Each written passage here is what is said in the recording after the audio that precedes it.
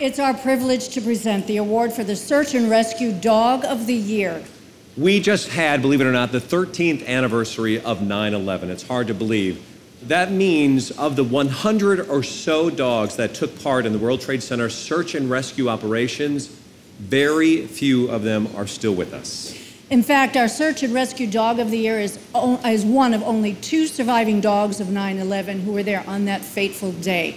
9/11 was, in fact, her very first mission.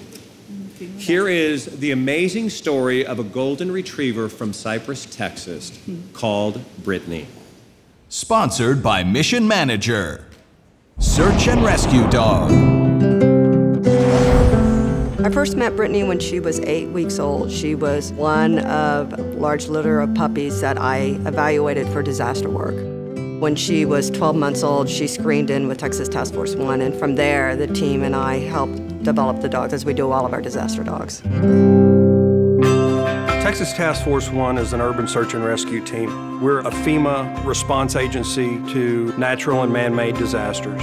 In training, we have rubble piles that are very much like collapses that we've seen in the real world. The dogs have to be very comfortable in this extremely unnatural environment. It's just not for every dog. Our first deployment was 9/11. Our job was to search for survivors at the World Trade Center. She was 2 years old at the time. Brittany was great during the deployment. She behaved as if she was a seasoned pro. I was nervous, but when I looked down at her, she was the confident dog. People would come up to Brittany to pat her and get comfort from her, and they'd tell us their stories. And so I was surprised to realize that the role of the dog was more than just what they were doing on the pile. I feel very honored and grateful that we were able to respond and try to do our part to help. After September 11th, Brittany and I deployed to about a dozen different disasters. We went to the Olympic Winter Games, Hurricane Rita, Hurricane Katrina. She is certainly a symbol to the other canine handlers and what she has accomplished throughout the years.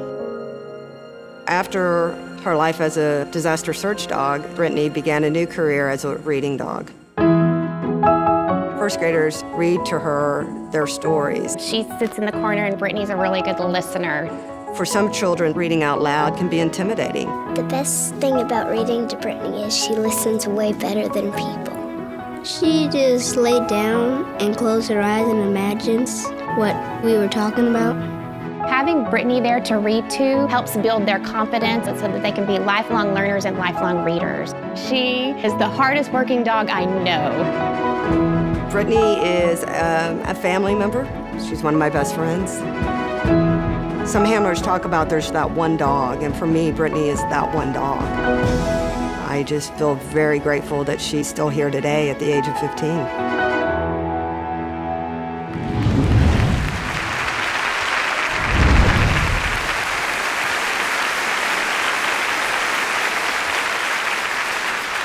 Here are Denise Corliss and Brittany.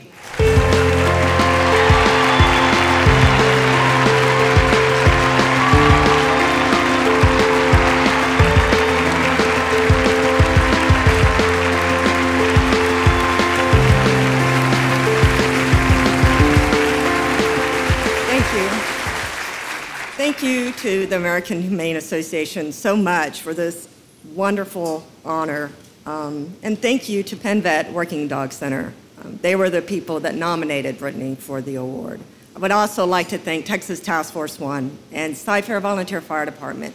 Those are the agencies that we respond with and allow us to do the work that we do. And I also need to thank my employer, Williams. Without my employer's support, this wouldn't be possible. Also, I'd like to especially thank Roberts Road Elementary because they allowed an old golden retriever to have a new career when she wasn't ready to retire.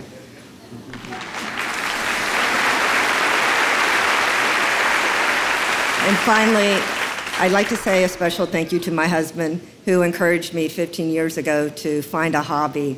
And instead, I found something that changed my life. Thank you.